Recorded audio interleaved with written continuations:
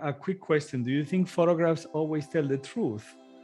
Or as Well, photographers, we're filtering information and portraying certain things in our own way, influenced by our own background, cultures, upbringing, etc. What do you think, John? of course, we are editorializing everything, Kike.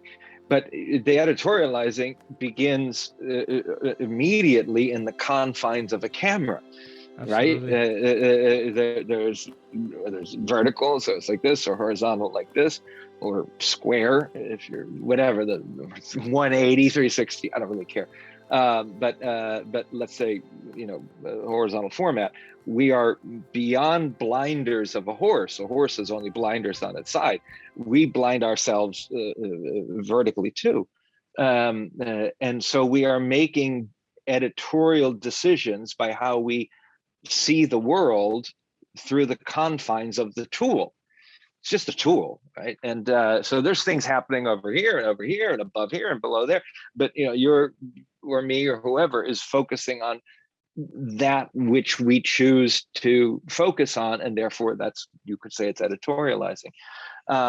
You want within that composition, that limited canvas, to be as honest and truthful as you can be, as you need to be. We always have lived, forget that everything digital changed everything. There's been faked and altered imagery since maybe not the first photograph, but for a century or more. There's been fake news stories, not just in the last few years, forever. Probably since they were, our sisters and brothers, multiple ancestors ago, chiseled on, tomes and narratives on stones. Petroglyphs are the first New York Times to me. They're the, Corriere della Sera. They're the Le Monde of 10,000 years ago, 20,000 years ago. Did that really what that animal look like? I mean, I digress a little bit, but it does sort of connect.